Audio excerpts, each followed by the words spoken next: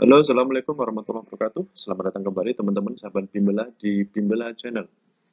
Untuk video kali ini, kita akan melanjutkan pembahasan dari tryout di SIM PKB part yang kelima.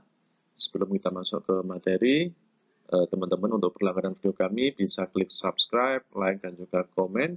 Jangan lupa bunyikan lonceng notifikasinya untuk berlangganan video dari kami seputar PPPK. Oke teman-teman, tanpa berlama-lama, kita langsung masuk ke pembahasan soal yang pertama. Di antara ciri-ciri bangun datar di bawah yang tidak dimiliki bangun datar lain selain persegi dan belah ketupat adalah A. Diagonalnya saling berpotongan dan membagi dua sama panjang. B. Sisi-sisi yang berhadapan sama panjang dan sejajar. C. Sudut-sudut yang berhadapan sama besar. D. Diagonal-diagonalnya merupakan sumbu simetri. Atau E. Memiliki sepasang sisi sejajar. Baik teman-teman, tentu kita ingat bahwa ciri-ciri dari persegi dan belah ketupat antara lain yang pertama, diagonalnya saling berpotongan. Oke, ciri yang pertama adalah diagonalnya saling berpotongan. Oke, ini ada di sini ya, diagonalnya saling berpotongan dan membagi dua sama panjang. Ciri yang kedua, sisi yang berhadapan sama panjang. Oke, di sini juga ada yang option B. Yang ketiga, sudut yang berhadapan ini sama besar. Oke, ini ada option C di sini. Yang keempat, diagonal-diagonalnya merupakan sumbu simetri. Oke, ada. Ini juga option D. Dan yang terakhir, memiliki dua pasang sisi sejajar. Oke, option E ini adalah memiliki sepasang. Nah, ini. Makanya di sini teman-teman ya, di sini adalah sepasang. Padahal di persegi dan belah ketupat itu adalah sisi sejajarnya ada dua pasang. Oke, berarti soal yang pertama ini jawabnya adalah E teman-teman. Baik, kita lanjut membahas soal yang kedua.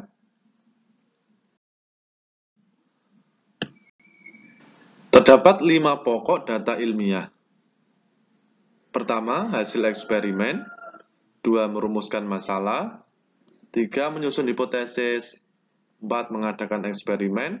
Dan 5, menarik kesimpulan.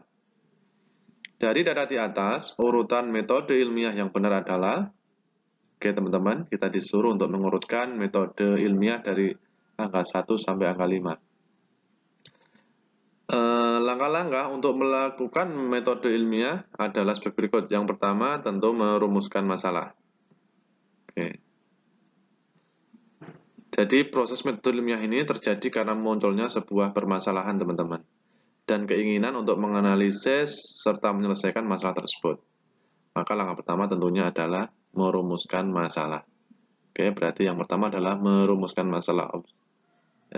Ini, angka 2 ya. Oke, jadi ada berapa, ini sudah tidak masuk dalam kriteria teman-teman ya. Kita silang saja biar tidak bingung. Jadi tinggal A, C, atau E nantinya. Langkah yang kedua dalam menentukan atau membuat data ilmiah adalah membuat hipotesis atau dugaan sementara dari masalah yang dirumuskan. Jawaban sementara dari masalah yang dirumuskan. Ini hipotesis. Namun ini masih bersifat dugaan dan makanya perlu dilakukan pembuktian. Oke. Yang kedua adalah melakukan hipotesis. Ini option yang ketiga. Oke. 2, kemudian 3. Nah, ini. Setelah itu adalah mengumpulkan data. Oke, mengumpulkan data.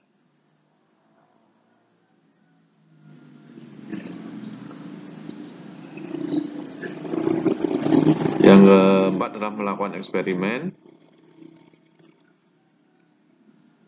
Oke. Kemudian hasil eksperimen ya kalau di sini. Dan terakhir adalah menarik kesimpulan. Oke. Jawaban yang tepat adalah C, teman-teman. Baik, kita lanjut ke soal berikutnya. Berikut mekanisme pada pernapasan perut. 1. Rongga datar membesar. 2. Otot diafragma mendatar atau kontraksi. 3. Udara dari luar masuk. 4. Tekanan udara dari paru mengecil.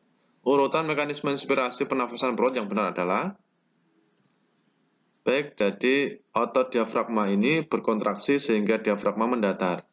Akibatnya rongga dada membesar dan tekanan menjadi kecil sehingga udara luar tubuh masuk ke dalam paru-paru. Ini adalah proses inspirasi pada penapasan perut. Jadi yang pertama adalah otot diafragma ini berkontraksi terlebih dahulu, teman-teman. Nah, ini. Yang pertama ya, otot diafragma berkontraksi. Nah, ini jadi satu. Oke. Kemudian setelah itu diafragma mendatar. Akibatnya apa? Rongga dada membesar. Ini yang kedua. Rongga dada membesar. Ini yang kedua ya. Rongga dada membesar. Ini dua. Tekanan menjadi kecil. Nah, tekanan udara di paru-paru mengecil menjadi tiga. Dan terakhir udara dari luar masuk. Jadi 2, 1, ya 2, 1, 3, 4. 2, 1, 4, 3 maaf ya. 2, 1, 4, 3. Ya teman-teman. Adalah proses inspirasi pada penapasan perut. Baik, kita masuk ke soal berikutnya teman-teman. Menurut Gagner, pengalaman belajar yang diperoleh melalui analisis suatu objek dengan memperhatikan ciri-ciri spesifik adalah A. Sosial verbal, B. Sinyal, C. Aplikatif, D. Konsep, atau E. Diskriminasi. Ya teman-teman, dan jawaban yang tepat adalah jadi belajar asosiasi verbal atau verbal association ini adalah tipe belajar yang menghubungkan suatu kata dengan suatu objek yang berupa benda. Bisa orang atau kejadian dan merangkaikan sejumlah kata dalam urutan yang tepat. Oke. Jadi sesuai dengan pengertian dari soal ini, yaitu isinya adalah association verbal. Oke teman-teman, demikian pembahasan tentang tryout di SIM PKB. Kita lanjut untuk video yang akan datang. Terima kasih. Wassalamualaikum warahmatullahi wabarakatuh.